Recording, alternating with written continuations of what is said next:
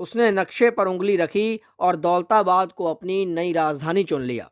दौलताबाद पहुंचते ही उत्तर में बगावत की आग भड़क उठी। सुल्तान को एहसास हुआ कि उसने दिल्ली खो दी। उसने एक फरमान जारी किया, आज से चांदी का टंका बंद, अब तांबे और पीतल के सिक्के चलेंगे। बर्नी लिखता है कि तुगलकाबाद के किले के बाहर तांबे और पीतल के सिक्के का इतना ऊंचा ढेर लग गया था कि वो एक पहाड़ जैसा दिखता था। उसकी मृत्यु पर इतिहासकार बदियूनी ने बहुत मशहूर जुमला कहा, राजा को अपनी प्रजा से और प्रजा को अपने राजा से मुक्ति मिल गई।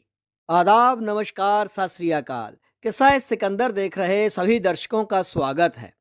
ये कहानी है मध्यकालीन भारत के उस सुल्तान की जिसे इतिहास ने पागल बादशाह, सपनों का सौदागर और सनकी जैसे नामों से नवाजा। कहानी है मोहम्मद बिन तुगलक की, जिसका दिमाग अपने समय से सदियों आगे था, लेकिन किस्मत और वक्त ने कभी उसका साथ नहीं दिया। गयासुद्दीन तुगलक की मृत्यु के बाद उसका पुत्र जौना खां मोहम्मद बिन तुगलक के नाम से 1925 में सुल्तान बना। वो कोई साधारण शासक नहीं था। कल्पना कीजिए एक ऐसे सुल्तान की जो युद्ध के मैदान में जितना क्रूर था उतना ही पुस्तकालय में शांत। वो अरबी फारसी का प्रकंड विद्वान था। खगोल ज्ञान में उसे महारत हासिल थी और फिलॉसफी का तो वो दीवाना था। लेकिन उसकी सबसे बड़ी ताकत ही उसकी सबसे बड़ी कमज़ोरी बनी, उसकी तर्क शक्ति। वो धर्म को विज्ञान की कसौटी पर परखता था, जिसने कट्टर उलेमाओं को उसका कट्टर दुश्मन बना दिया। मोहम्मद बिन तुगलक का शासनकाल उन योजनाओं की दास्तां है जो कागज़ पर तो क्रांतिकारी थी, लेकिन हकीकत में बर्बादी का सबब बनी। उसने सोचा कि गंगा यमुना की उपजाऊ जमीन से ज्यादा लगान वसूल कर खजाना भरा जाए। योजना अच्छी थी, लेकिन कुदरत ने दगा दे दिया। उसी साल वहां भीषण अकाल पड़ गया। सुल्तान के अधिकारी बेरहमी से टैक्स वसूलते रहे। किसानों ने हल छोड़ दिए और जंगलों में भाग गए।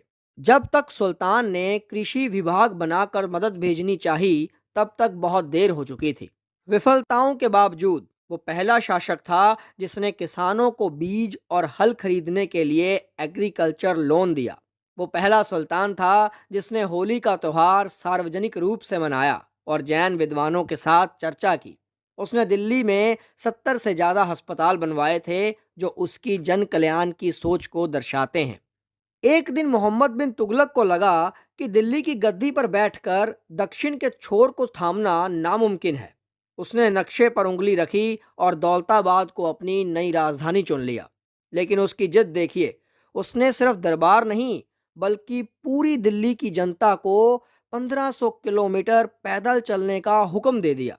दिल्ली के हर घर पर ताला जड़ा गया। बूढ़े हों, बच्चे हों या बीमार, किसे फुर्सत थी रुकने की।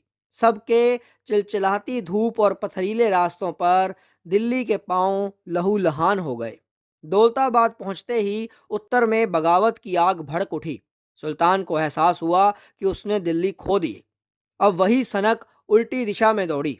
वापस चलो। जो बच गए थे उन्हें फिर उसी मौत के रास्ते पर पैदल लौटाया गया। दिल्ली फिर से बसी तो सही, लोग भी लौटे, लेकिन वो रौनक और वो रूह कहीं पीछे छूट गई थी।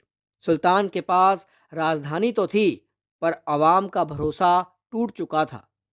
एक शाम सुल्तान को विचार आया कि साम्राज्य में सोने चांदी की कमी है।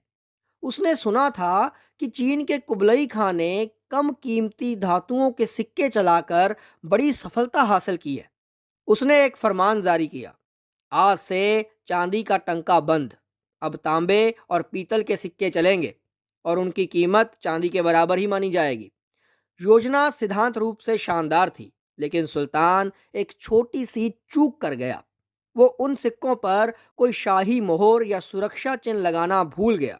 उस दौर के सिक्के धातु के साधारण टुकड़े से, जिन पर बस कुछ अरबी शब्द लिखे होते थे। जैसे ही ये खबर फैली, पूरे साम्राज्य में जादू हो गया। लोगों ने अपनी असली चांदी संदूकों में बंद कर ली और घरों में पड़े तांबे के बर्तन को कूट कूट कर सिक्के बनाने लगे। किसानों ने जाली सिक्के से लगान चुकाया। व्यापारियों ने कूड़े के भाव तांबा देकर बेशकीमती सामान खरीद लिया। देखते ही देखते बाजार में कबाड़ का सैलाब आ गया और असली दौलत गायब हो गई। जब मोहम्मद बिन तुगलक को अपनी गलती का एहसास हुआ कि बाजार में केवल कबाड़ घूम रहा है और असली दौलत गायब हो चुकी है, तो उसे सुधारने के लिए जो किया, उसने रही सही कसर भी पूरी कर दी। उसने घोषणा की कि प्रजा अपने तांबे के सिक्के सरकारी खजाने में जमा कराए और उसके बदले असली चांदी के सिक्के ले जाए। खजाने के दरवाजे खुलते ही दिल्ली की गलियों में तांबे के सिक्के का सैलाब उमड़ पड़ा। लोग गाड़ियों में भर भर कर जाली सिक्के लाए और सुल्तान के खजाने से असली चांदी लूट ले गए। बर्नी लिखता है कि तुगलकाबाद के किले के बाहर तांबे और पीतल के सिक्के का इतना ऊंचा ढेर लग गया था कि वो एक पहाड़ जैसा दिखता था। सुल्तान का खजाना खाली हो गया, अर्थव्यवस्था बर्बाद हो गई और अंत उसे ये योजना भी वापस लेनी पड़ी। उसका दूरदर्शी विचार इतिहास के पन्नों में एक हंसी का पात्र बन के रह गया।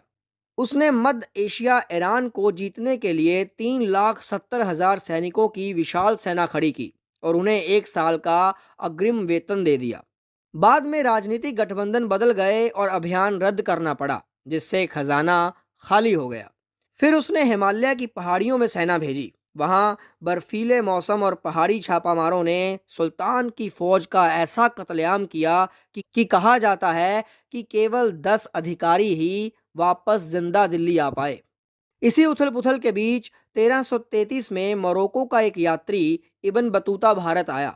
सुल्तान ने उसे दिल्ली का काजी नियुक्त किया और बाद में अपना राजदूत बनाकर चीन भेजा। इब्न बतूता अपनी किताब रहला में लिखता है कि सुल्तान जितना उदार था, उतना ही कठोर भी। वो एक तरफ विद्वानों को सोने से तोलता था, तो दूसरी तरफ छोटी सी गलती पर खाल खिंचवा लेता था। सुल्तान की सनक ने साम्राज्य की नींव हिला दी। उसके खिलाफ 34 बड़े विद्रोह हुए। 1336 में दक्षिण में विजयनगर साम्राज्य बना। 1347 में बहमनी साम्राज्य जैसे स्वतंत्र राज्य खड़े हो गए। बंगाल और अवध भी हाथ से निकल गए। उसका अंतिम समय विद्रोहों को दबाने में बीता। 1351 सिंध में एक विद्रोह को दबाते समय वो बीमार पड़ा और उसकी मृत्यु हो गई। उसकी मृत्यु पर इतिहासकार बदियूनी ने बहुत मशहूर जुमला कहा, राजा को अपनी प्रजा से और प्रजा को अपने राजा से मुक्ति मिल गई। मोहम्मद बिन तुगलक बुरा इंसान नहीं था।